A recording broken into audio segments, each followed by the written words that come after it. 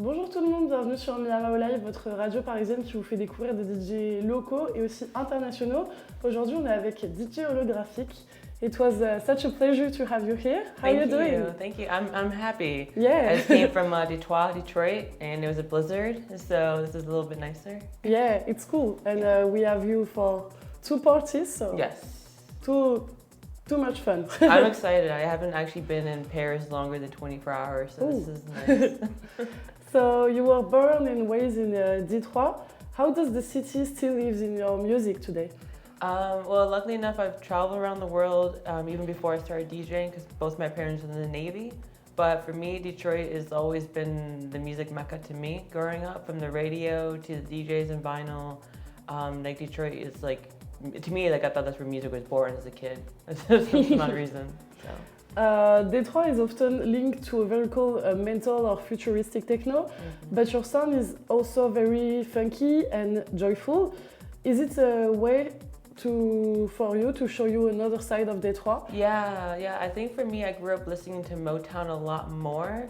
And I know a lot of my mentors, like influence of techno, they listen to jazz a lot more. So a lot of like they listen to more like jazz, and so that's a very like not fighting, but like very like combative like music sometimes. And Motown was very like by the books, like very poppy and very joyful and bringing inspiration. What's your influence in your music from Detroit? Ooh, everything. I mean, like the radio. I would say the radio stations. Yeah. I was blessed a little bit after a gentleman named Electrified Mojo. I didn't get to listen to him exactly, but the essence of him after. I was blessed with other DJs after him, like the Wizard Jeff Mills and Stacey Hale. Sorry. It's okay. So many Stacey's in my mind, not Stacey Hale. But the other radio stations, of other DJs on the radio stations, I apologize. And they would perform their music, and it would just be a nice catalyst of like hearing good quality music that wasn't bound by race. It was everybody. Okay, nice. And as a woman and an artist from the new generation, how do you see your role in continuing Detroit techno legacy? I'm already seeing it more than I even realized. Like I'll travel and then come back home and I see more women of color or non-binary women in Detroit performing more, which is really such a blessing to see. But it just is leaving the way, because I think before me there were other people, like the best one is like DJ Minx, or I was saying Stacey. These women were there before I was, and so is Kahan, and so I'm just blessed that they did it first, and then I got to do it after. And there's more, there's like more than a handful. So I'm already seeing it in full time. I'm just hoping that they will be able to leave Detroit and travel more too. And what would you like to say to the new generation of DJ in Detroit? Keep loving the music. Yeah. Like as long as you keep loving the music, it will never fail you. Is there one track for you that really captured the spirit of Detroit? Oh, man. That's a hard question. Oh my God. Oh man, I don't know, because there's so many songs from Detroit. The funny thing is, I want to go back to the real classic is technically Cybertron from Juan Atkins, because the interesting part about a song like that is like we would hear it at weddings. It's like if you hear it on the radio, you hear it in a DJ set, but you'll hear it at a wedding.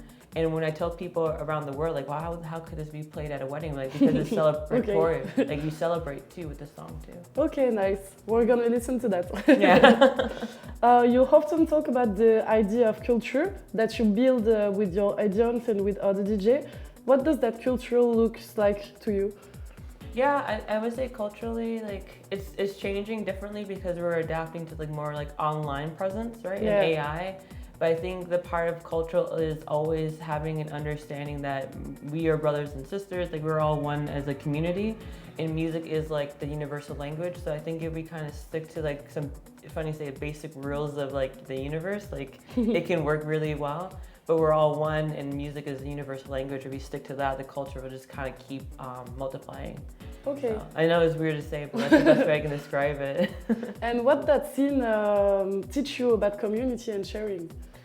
Oh, like I love Detroit's community based because like it's like very family oriented. Like there was this one festival, it was called Backpack for Kids, and you would literally bring a backpack and put like items for kids for school, like crayons or books or paper for them to go to school with, and you would bring it to get entryway to a festival. You didn't have to buy a ticket. This was the entry. So I would see so many creative backpacks with creative like packages, and people express like we're dancing, but we're expressing what we put in the backpacks for the kids, and so it was really fun. Nice. Carl Craig trusts you with one curation with the Détroit Love Volume 5. Yes.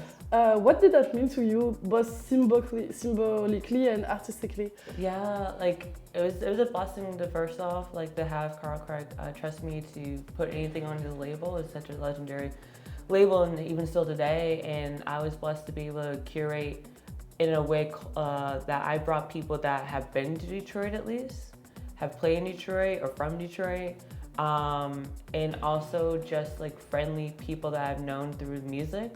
And then inspire me. Like I'm honestly half the people on that, and all the people on there I'm a fangirl of, because they came to Detroit and performed, and also they just have like such a nice spirit, and then the music's good. So it was in that order that it came to be, honestly. And how do you link with Carl Craig?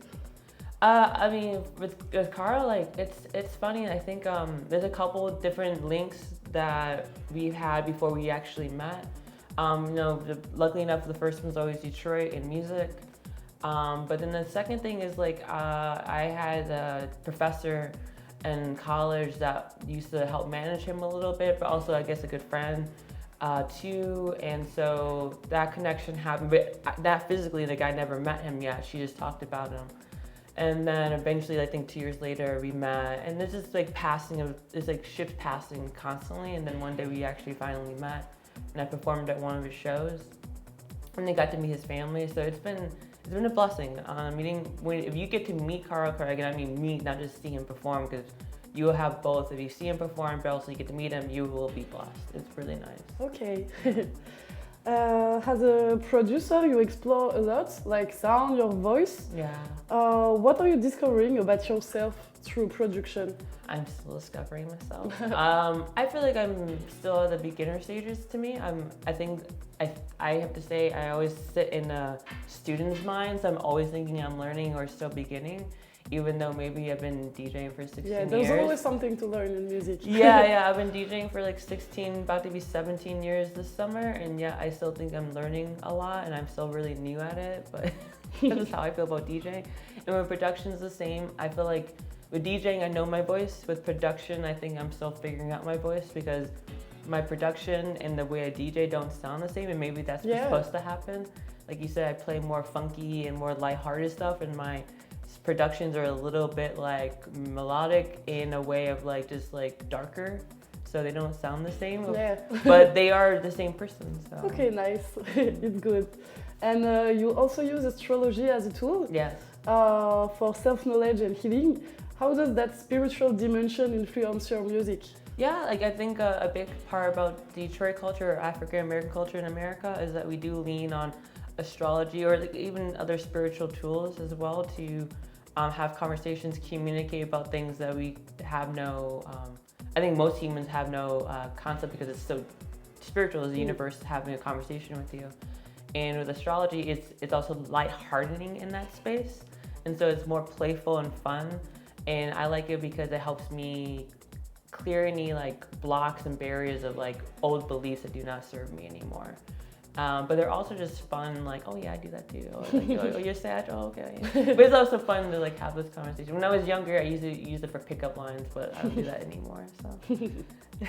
And finally, what does the future of DJ Holographic look like artistically and on a human level? Oh yeah, like it's developing in a more like natural, easier flow, which I love. I'm excited for this year because I had to let go of a lot of like masks. Like I had to accept my ADHD more. I had to do a lot of let go of people pleasing. Yeah. I had to let go of conditional experiences. I had to let go of a lot of those things, and once I came up after doing that, it was like, oh, this is me. And a lot of people didn't like when I actually had boundaries or respect for myself or putting a line in the sand like that. People were not happy with that, and I was like, that's sad. I have compassion for you, and I forgive all the things that we had to go through. But at the same time, like I love me so much, and I love the work that I do.